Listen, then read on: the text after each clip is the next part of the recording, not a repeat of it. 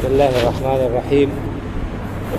الحمد لله رب العالمين، والصلاة والسلام على أشرف الأنبياء والمرسلين نبينا محمد وعلى آله وصحبه أجمعين، أما بعد، فأعوذ بالله من الشيطان الرجيم. فرح المخلفون بمقعدهم خلاف رسول الله وكرهوا أن يجاهدوا بأموالهم وأنفسهم في سبيل الله وقالوا لا تنفروا في الحر قل نار جهنم أشد حرا لو كانوا يفقهون. محترم حضرات، یہ سورہ توبہ کی آیت ہے جو میں نے آپ کے سامنے پڑھی. اس میں اللہ رب العالمین نے منافقین کی مذمت بیان کی ہے اور ان کی سوچ اور ان کی فکر کی غلطی کو واضح اور آشکارا کیا ہے.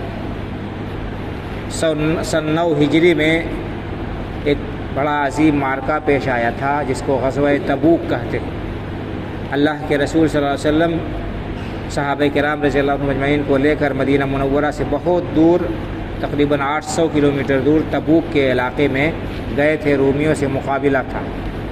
بہت ہی سخت گرمی کا زمانہ تھا، انتہائی شدید گرمی کا زمانہ تھا. اس کے باوجود اللہ کے رسول صلی اللہ علیہ وسلم نے تمام صحابہ کرام رضی اللہ عنہم اجمعین کو جو جا سکتے تھے ان کے اوپر لازمی قرار دیا تھا کہ سب کو چلنا تھا. اور جو لوگ نہیں گئے، 3 صحابہ کرام رضی اللہ عنہم اجمعین، ان کا بائیکاٹ کیا گیا. بہت سے منافقین تھے جنہوں نے اللہ کے رسول صلی اللہ علیہ وسلم سے جھوٹے بہانے کر کے اجازت لے لی اور اس غزوے میں نہیں گئے. اور وہ تبصرہ کرتے تھے، کہتے تھے کون جائے گا جان دینے کے لیے اتنی گرمی میں. تو اللہ رب العالمین نے ان کی تردید کی ہے. وہ کہا ہے کہ دنیا کی اس گرمی کو وہ گرمی سخت سمجھتے ہیں، دنیا کی یہ گرمی برداشت نہیں ہے ان کو. آخرت میں ان کا کیا حشر ہوگا، کیا معاملہ ہوگا جب جہنم میں ڈالے جائیں گے، جہنم کی آگ. تو دنیا کی اس گرمی اور دنیا کے اس سختی سے بہت زیادہ سخت ہے. اللہ رب العالمین نے فرمایا کہ فرح المخلفون بمقعدهم خلاف رسول اللہ.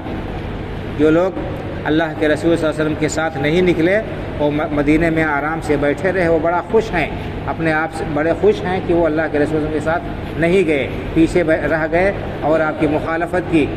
وَكَرِهُوا أَن يُجَاهِدُوا بِأَمْوَالِهِمْ وَأَنفُسِهِمْ فِي سَبِيلِ اللَّهِ. اور انہیں اپنے جان و مال کے ساتھ اللہ کی راہ میں جہاد بڑا بھاری ہے ان کے لیے اللہ کے راستے میں اپنا مال خرچ کرنا، اپنی جان قربان کرنا بڑا بھاری ہے. وَقَالُوا لَا تَنْفِرُوا فِي الْحَرِّ. اور انہوں نے کہا کہ گرمی میں نہ جاؤ، یہیں چپکے سے بیٹھ رہو بہانہ کر کے. گرمی میں کہاں جا رہے ہو اپنے آپ کو ہلاک کرنے کے لیے. قُلْ نَارُ جَهَنَّمَ أَشَدُّ حَرًّا لَوْ كَانُوا يَفْقَهُونَ. اللہ کے رسول سے اللہ نے فرمایا کہ نبی صلی اللہ علیہ وسلم آپ کہہ دیجئے کہ تم دنیا کی اس گرمی سے بچ رہے ہو، اس کی فکر ہے، یہ تمہیں برداشت نہیں ہے. جہنم کی آگ اس دنیا کی گرمی سے بہت زیادہ سخت ہے. لو کانوا یفقہون. کاش کہ ان کے پاس عقل ہوتی، کاش کہ وہ سوجھ بوجھ رکھتے، کاش کہ وہ سمجھتے. اگر وہ سمجھ رکھتے تو آخرت میں جہنم کی آگ سے بچاؤ کی فکر کرتے اور دنیا کی تکلیف کو، دنیا کی مشکل کو وہ برداشت کر لیتے. تو یہاں پر ہمارے لیے عبرت اور نصیحت ہے.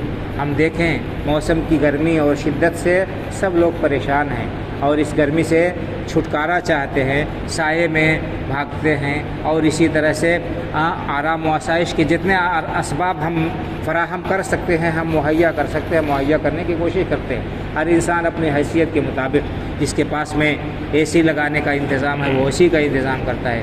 جو اس سے کم حیثیت رکھتا ہے، اس کے پاس کولر خریدنے کا نظم ہے کی حیثیت ہے، وہ کولر خریدتا ہے. پنکھے لوگ لگاتے ہیں، خس کی ٹٹیاں لگاتے ہیں اور اسی طرح سے موسم کی مناسبت سے کپڑے پہنتے ہیں تاکہ گرمی کا احساس نہ ہو. باہر نکلتے ہیں تو طرح طرح سے احتیاط کر کے جو ہے سر پر کپڑے رکھ کر اور پانی کا استعمال کرتے ہیں تاکہ موسم کی یہ گرمی ان کے اوپر اثر نہ ڈالے. لیکن یہ دنیا کی گرمی، اس سے ہم بچ سکتے ہیں. آخرت میں جو تپش ہوگی قیامت کی بڑی شدید ہوگی اور سورج 1 میل کے فاصلے پر ہو جائے گا قیامت کے دن. ابھی تو کتنے لاکھ میل دور یہ ہے سورج ہم سے، ہمیں پتہ نہیں.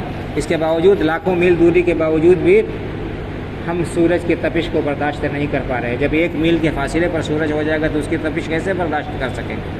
اور جہنم کی آگ دنیا کی آگ کا سے 70 گنا زیادہ ہے. اللہ کے رسول صلی اللہ علیہ وسلم نے فرمایا کہ یہ دنیا کی جو آگ ہے جہنم کی آگ کا 1/70 70واں حصہ ہے.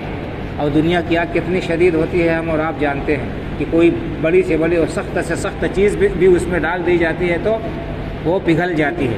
لوہے جیسی سخت دھات بھی آگ میں ڈال دی جاتی ہے تو پگھل کر پانی ہو جاتی ہے. بڑی سے بڑی سخت سے سخت چیز دنیا کی آگ میں ڈالی جائے تو وہ جل جائے گی، پگھل جائے گی. تو انسان جو معمولی سی لپٹ نہیں برداشت کر سکتا ہے وہ جہنم کی آگ کیسے برداشت کرے گا؟ اس لیے ہمیں چاہیے کہ ہم عبرت اور نصیحت حاصل کریں اور غفلت کو چھوڑیں. ہمارا نفس اگر ہمیں آمادہ کرے، کبھی اکسائے کہ کہاں جا رہے ہو گرمی میں جو ہے چل کر نماز پڑھنے کے لیے، اور کہاں محنت سے کمائی کو خرچ کر رہے ہو، تو ہم اپنے نفس کی بات نہ مانیں بلکہ اللہ کی بات کو مانیں. آخرت کے عذاب اور اس کے تپش سے ہم بچنے کی فکر کریں. وہاں پر انسان کا صرف نیک عمل کام آئے گا. اس کی نیکیاں اس کو جہنم کی آگ سے بچائیں گی اور جہنم اور آخرت کی تپش سے بچائیں گی. اس لیے ہم نیک اعمال کر لیں، ابھی ہمارے پاس میں موقع ہے. اور جب زندگی کی مدت پوری ہو جائے گی، جب اس دنیا سے رخصت ہو جائیں گے، اس کے بعد پچھتائیں گے تو کچھ کام آنے والا نہیں ہے. تو ہمیں موقع کو غنیمت سمجھنا چاہیے اور ان واقعات سے عبرت اور نصیحت حاصل کرنا چاہیے. اللہ تعالیٰ سے دعا ہے کہ اللہ تعالیٰ ہمارے ایمان میں پختگی عطا فرمائے اور دنیا کے لیے جتنی محنت کرتے ہیں اس سے زیادہ آخرت کے لیے محنت اور کوشش کرنے کی توفیق عطا فرمائے. جہنم کی آگ سے اللہ تعالیٰ ہم سب کو اپنی پناہ اور حفاظت میں رکھے. آمین. وآخر دعوانا ان الحمد للہ رب العالمین وصلی اللہ علی نبینا محمد وعلی آلہ وصحبہ اجمعین. والسلام علیکم ورحمۃ اللہ.